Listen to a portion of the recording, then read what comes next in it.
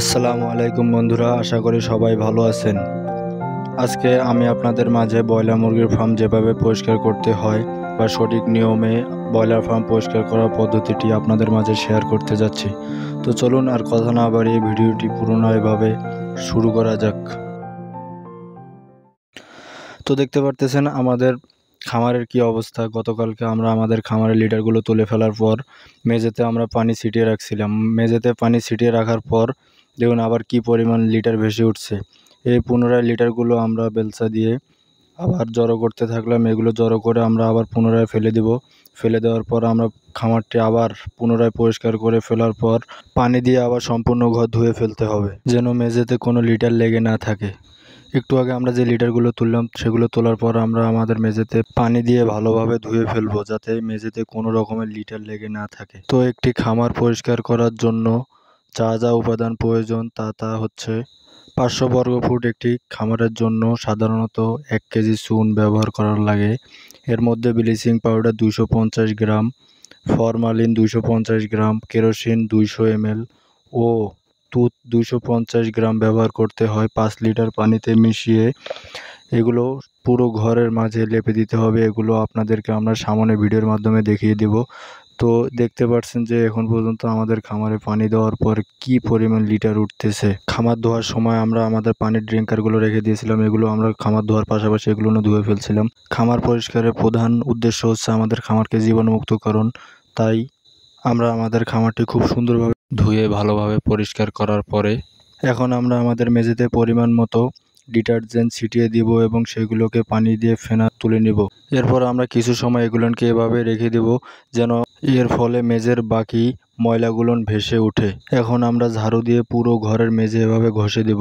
এর ফলে সম্পূর্ণ ঘরের মেঝে একদম পরিষ্কার হয়ে যাবে, যাতে করে ঘরের মেঝেতে আর কোনো রকমের ময়লা থাকার চান্স থাকবে না।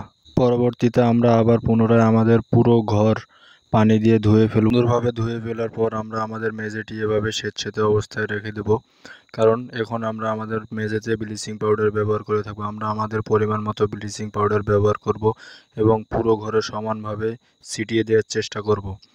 এতে করে আমাদের ঘরের যে জীবাণু সংক্রমণ হওয়ার সম্ভাবনা থাকে সেগুলো অনেক কমে যাবে। ব্লিচিং পাউডার একটি জীবাণুনাশক। আমরা আমাদের খামারের ঘরে জীবাণু ধ্বংস করার জন্য এই ব্লিচিং পাউডার ব্যবহার করে থাকি।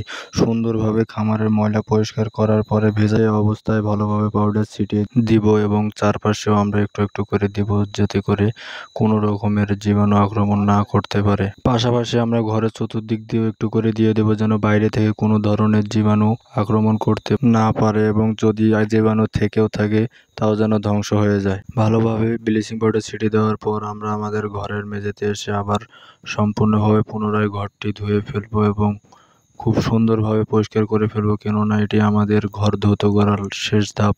এরপরে আমরা ঘরে চুন প্রয়োগ করব এবং দেখতে পাচ্ছেন যে কিভাবে আমরা ঘরটি পরিষ্কার করে ফেললাম। খুব সুন্দরভাবে পরিষ্কার করে ফেললি। এখন আমরা আমাদের ঘরে পরিমাণ মতো চুন প্রয়োগ করব এবং সঠিকভাবে চুন প্রয়োগ করব।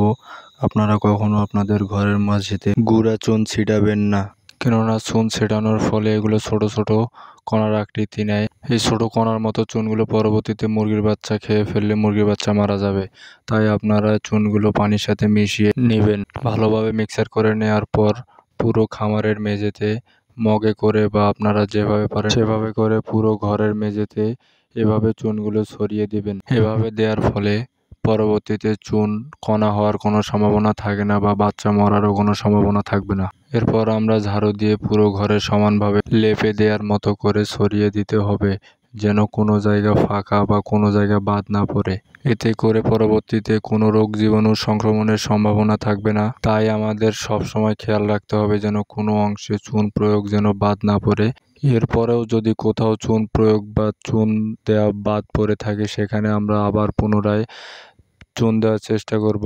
পুরো ঘরে সমানভাবে চুন প্রয়োগ করা শেষে আমরা চুন শুকানোর জন্য পুরো ঘরকে একদিন সময় দেব এবং দেখতে পারতেছেন যে আমাদের ঘরে চুন শুকানোর পর কত সুন্দরভাবে দেখা যাচ্ছে পুরো ঘরে সমানভাবে চুন প্রয়োগ করা হয়েছে। সো আপনারা খামার সম্পর্কে আরও নতুন নতুন ভিডিও পাওয়ার জন্য এখনই আমাদের চ্যানেলটি সাবস্ক্রাইব করে বেল বাটনটি ক্লিক করে আপনারা আমাদের পাশে থাকবেন। ধন্যবাদ। আসসালামু আলাইকুম।